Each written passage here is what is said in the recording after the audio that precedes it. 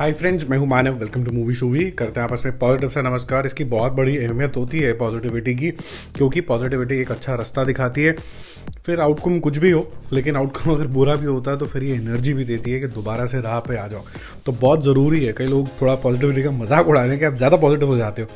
ज़्यादा पॉजिटिव हो रहे हो तो थोड़ी सी जो लाइट है एमिट कर रहा हूँ ले लो, जीवन थोड़ा सा सुधर जाएगा। टाइगर 3 के बारे में बात करेंगे कि कल की जो कलेक्शन है उसका रेपरकर्शन कहाँ से निकल रहा है। वो ये निकल रहा है कि कल जो ऑक्यूपेंसी थी वो 9% हुई, 14 हुई, 18 हुई। और जैसे मैंने आपको कल लेट इवनिंग में बताया था, नाइट में नहीं बताया था, कि ये 18 से 26%, 28% भी जा सकती है। लेकिन पहली बार ऐसा हुआ कि वो ड्रॉप हो गई और वो 11 से 11.5% के आसपास आके रुक गई, जो कि बड़ा अनयूजुअल बिहेवियर फ्राइडे को देखने को मिला। क्यों दिखा पता नहीं, मैच था नहीं, क्यों हुआ ऐसा पता नहीं, बट आज का दिन काफ़ी ज़्यादा अच्छा जाने वाला है। As we speak 20 crore rupees genuinely certain लग रहा है। 201 करोड़ रुपए कल तक हो गए थे, आज हो गए हैं 221 करोड़ रुपए। 350 करोड़ रुपए के आसपास इसने कलेक्शन कर लिया वर्ल्ड वाइड। तो एक ये सेफ जोन के अंदर ऑलरेडी आ चुकी है, क्योंकि 300 करोड़ रुपए में ये मूवी बनी थी, खुद ही डिस्ट्रीब्यूट भी करी थी इन्होंने। लेकिन मैं पर्सनली ये चाहूँगा कि 500 करोड़ रुपए का आंकड़ा जो है वो टच करे, जिससे प्रॉपर एक सुपर हिट का टमका इसके ऊपर लग जाए, सिर्फ हिट का नहीं।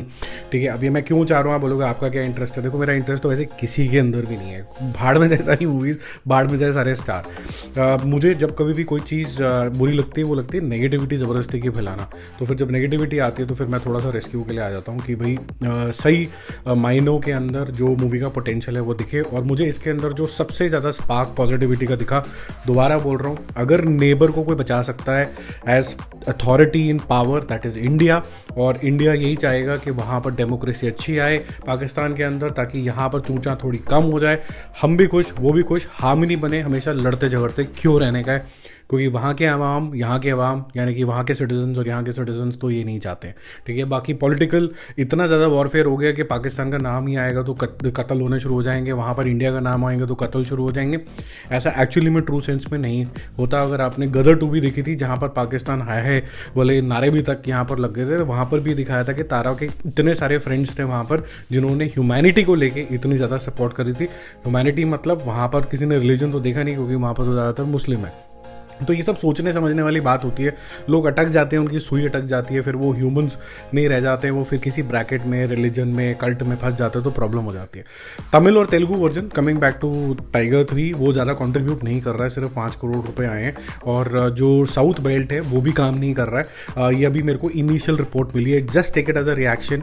ये प्रॉपर न्यूज़ नहीं है, क्योंकि कल तक मैं एक और समय लूँगा जब मैं आपको बताऊँ कि साउथ बेल्ट ने टाइगर 3 में क्या कॉन्ट्रीब्यूशन दिया है। हैदराबाद, तेलंगाना, चेन्नई, ये सारी चीज़ें करेंगे। बट ये श्योर तो श्योर है कि चेन्नई के अंदर तो बिल्कुल ही 0 सन्नाटा है, क्योंकि वहाँ पर तो सिर्फ अभी तक 50 लाख भी टच नहीं करें। ठीक है, अब ओवरऑल की बात करें तो ओवरसीज़ के अंदर 92 करोड़ रुपीज़ इसने कल तक कमा लिया था, आज कमा लिया है, सॉरी। तो ठीक ठाक कलेक्शन वहाँ तक इसकी पहुँच गई है। कल 100 करोड़ रुपये ओवरसीज़ से आ जाएंगे। और कल का जो नंबर है वो इंडिकेट होता है एडवांस बुकिंग से। अभी तक जो एडवांस बुकिंग आई है वो लगभग 2.5 करोड़ रुपए के आसपास टच कर रही है, जिससे मुझे थोड़ा सा कॉन्फिडेंस आ रहा है कि ये फिर डबल डिजिट के अंदर कंट्रीब्यूट कर जाएगा। हायर साइड 14 करोड़ रुपए, नहीं तो अर्ली 11 या 12 करोड़ रुपीज़ के आसपास इसका होना चाहिए। जो लोग भी मैच देखने में इंटरेस्टेड होंगे वो शायद मॉर्निंग और आफ्टरनून शोज़ जो हैं वो कैचअप कर लेंगे, नहीं तो बाकी वाले जो लोग हैं वो फिर नाइट शो को कैचअप करेंगे, अगर उनको देखनी होगी तो। और जिन्होंने नहीं देखनी होगी वो भी ख़राब लोग नहीं है, जो उनको देखनी होगी वो भी ख़राब लोग नहीं है। जो नेगेटिविटी फैला रहे हैं किसी भी को भी लेके, चाहे उन्होंने पठान के लिए किया, चाहे उन्होंने जवान के लिए किया, चाहे वो एक टाइम पे तो कश्मीर फाइल के लिए, जिसने जिसके लिए भी किया, वो ठीक बात नहीं है। अपना पॉइंट ऑफ व्यू रखो, गंदगी मत फैलाओ। एक कंपैरिजन करते हैं, डे 7 के अंदर गदर 2 कितनी आगे थी। गदर 2, पठान और जवान ने डे 7 के अंदर एक मैजिकल सा चीज़ किया था, होता है ना लकी 7। इन तीनों ने लगभग 23 करोड़ रुपए करे थे। जवान मिनिस्कुल आगे था, गदर ने किया 23 करोड़, पठान ने लगभग 23 करोड़ किया, जवान ने किया था 23.3 करोड़ रुपीज़। गदर पहुंच गया था 283 करोड़ रुपीज़ के ऊपर, पठान पहुंच गया 330 करोड़ रुपीज़ के ऊपर, और जवान पहुंचा था 386 करोड़ रुपीज़। ये मैं नेट की बात कर रहा हूँ। इसका कंपैरिजन करते हैं 221 crore rupees of Tiger versus Gadar जो नियरेस्ट है गदर 2 वो 283 करोड़ रुपीस के आसपास था। तो ये स्लो काफ़ी ज़्यादा चल रही है।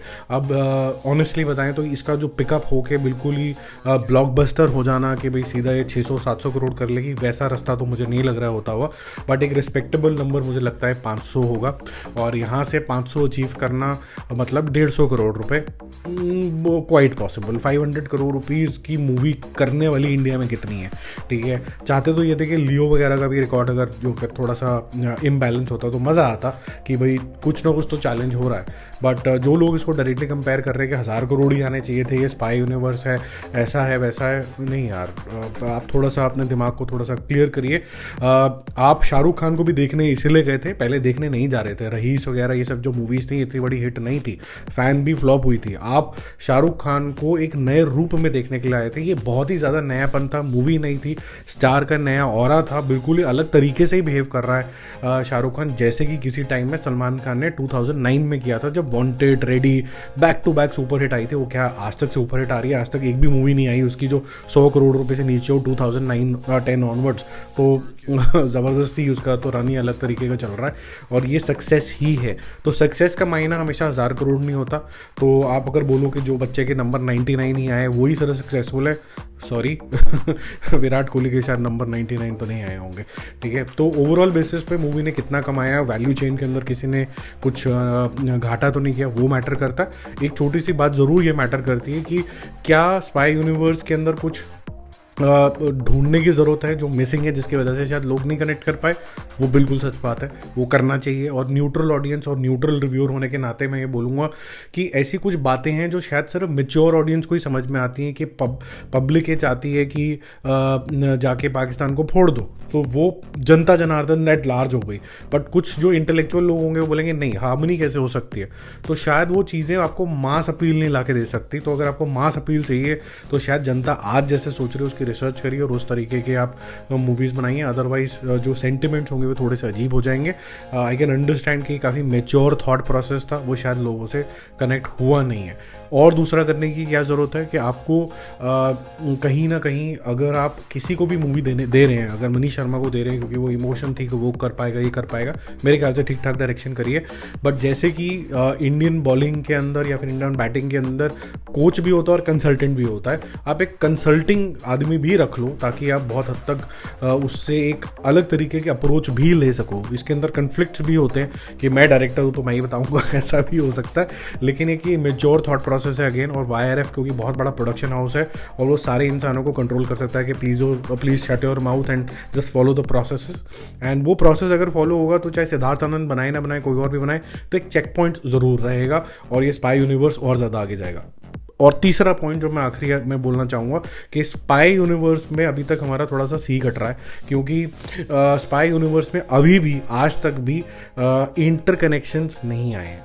तो ये काफ़ी अब तीसरी चौथी मूवी हो गई है।